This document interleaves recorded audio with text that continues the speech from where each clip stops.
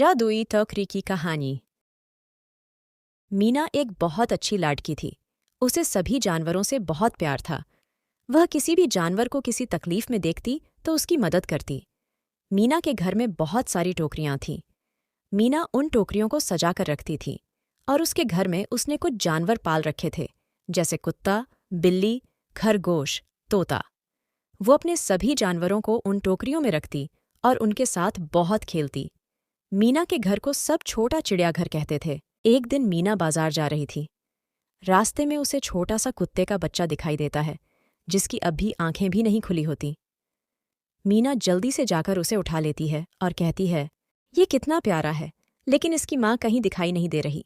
वह उस बच्चे की माँ को बहुत ढूंढती है, लेकिन उसे वह नहीं मिलती। वह उसे अपने घर ले जाती है, लेकिन उसके पास उसके लिए कोई टोकरी नहीं होती। वह उसके लिए बाजार में बहुत सारी टोकरी देखती है, लेकिन उसे कोई टोकरी पसंद नहीं आती। वह मायूस हो जाती है और घर वापस आ रही होती है। तभी उसे मंदिर के बाहर एक बहुत ही सुंदर टोकरी दिखाई देती है। कितनी सुंदर टोकरी है, लेकिन इसे ऐसे कौन छोड़ गया? मैं पंडित जी से पूछकर ये टोकरी घर ले जाती हूँ। मीना मंदिर के अंदर जाती है और पंडित जी से पूछती है, पंडित जी, क्या मैं ये टोकरी ले जाऊं? हाँ बिटिया, वैसे भी यह यहाँ पर ही है, पता नहीं कौन छोड़ गया। अब मीना वो टोकरी घर ले जाती है और उसमें छोटा सा बिस्तर लगाती है और उस कुत्ते के बच्चे को उसमें रखती है। जैसे ही वह बच्चे उस टोकरी में जाता है, वह इंसानों की भाषा में बात करने लगता है और बाहर आते ही फिर से वैसा हो जाता है। मीना चौंक जाती है और सोचती है, ये कैसी टोकरी है? एक काम करती हूँ, किसी और जानवर को इसमें डालती हूँ। मीना अपनी बिल्ली को उस टोकरी में रखती है। जैसे ही बिल्ली उस टोकरी में जाती है, वह भी इंसानों की भाषा में बात करने लगती है। अब मीना समझ जाती है कि ये टोकरी का ही कमाल है, और मीना उस टोकरी को संभाल कर रख देती है और उस कुत्ते के बच्चे के लिए दूसरी टोकरी तैयार करती है। लेकिन जब भी मीना को किसी जानवर से बात करनी होती है, मीना उन्हें उस टोकरी में डाल देती है।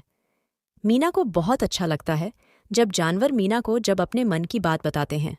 एक दिन पड़ोसी मीना को अपनी बिल्ली और सभी जानवरों से बात करते देखता है। वह सोचता है, मीना के पास जो जानवर हैं वह बोल सकते हैं।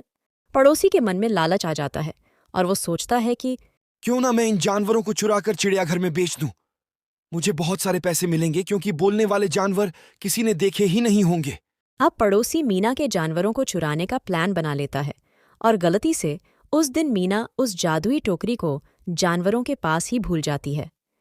अब रात को पड़ोसी चुपके से जानवरों को चुराने के लिए आता है और जैसे ही वह जानवरों को चुराने के लिए सबसे पहले बिल्ली को हाथ लगाता है, वह बिल्ली बन जाता है और उसको देखकर सारे जानवर आवाज करके चिल्लाने लगते हैं। मीना भागकर वहां आती है।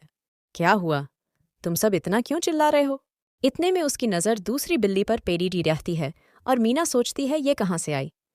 वह उस बिल्ली को टोकरी में बैठाती है और उससे पूछती है, वो कौन है? मैं तुम्हारा पड़ोसी हूँ। मैं तुम्हारे जानवरों को चोरी करने आया था, लेकिन पता नहीं कैसे मैं बिल्ली बन गया। इतने में उस जादुई टोकरी में से आवाज आती है। मीना उस बिल्ली को उस टोकरी में से निकालती है और टोकरी अंदर लेकर जाती है और कहती है कि वो उस बिल्ली को फिर से इंसान बना दो। टोकरी मीना की बात मान जाती है और बिल्ली को वापस से इंसान बना देती है।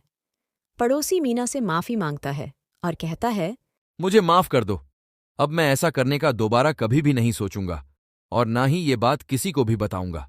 मीना उसे माफ करके जाने देती है और उस टोकरी को सुरक्षित रख देती है। फ्रेंड्स, अगर आपको ये कहानी अच्छी लगी हो तो वीडियो को लाइक और शेयर कर देना और साथ ही चैनल को सब्सक्राइब कर देना। Thank you friends.